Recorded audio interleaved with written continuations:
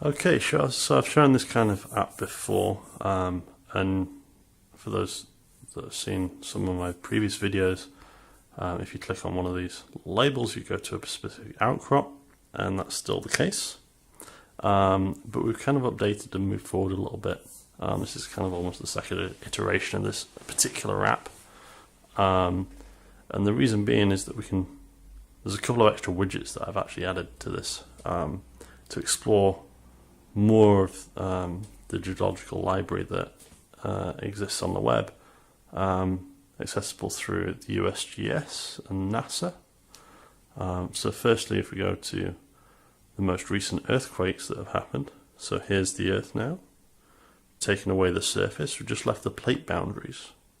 The colours signify the boundary types, and the little spheres in here signify the earthquakes that have happened in the last 30 days, plotted in 3 dimensions, spherical coordinates. So if you look down here, this is the Tonga subduction zone. You can see that there's a slab going down into the Earth.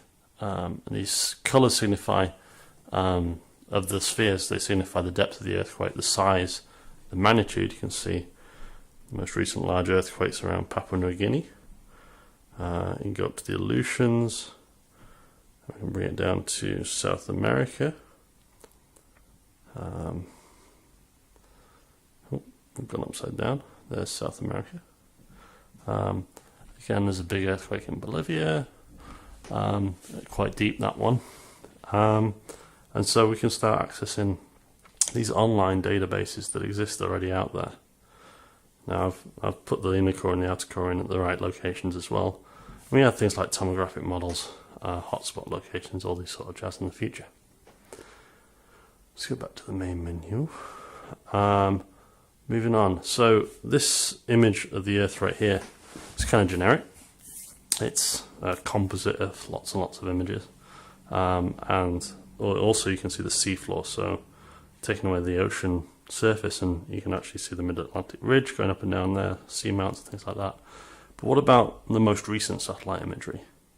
Well, NASA makes that available through the NASA GIBS server, and if we're still working,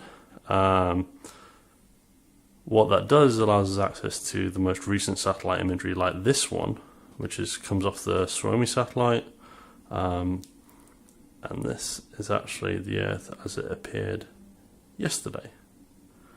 North America is nice and wintry, stormy in North Atlantic, going to the Southern Ocean now, and here's Antarctica, big hole because the satellite didn't cover that area. And the GIBS library is huge. There's lots and lots of little options. This is just a subset of those at the moment. We're going to add more and more as they come.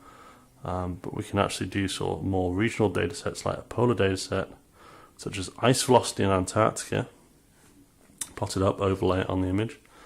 Cool colours are slow velocities, hot colours are fast velocities, and you can see how that gets panned out, and we can sort of start combining data sets this way. Finally, as a little Easter egg, I added the location of the JOIDES research vessel off of the North Island, New Zealand. That's right there. That's right where they are right now, drilling through into the Hikurangi Trench, bringing up samples from the ocean floor. Really cool.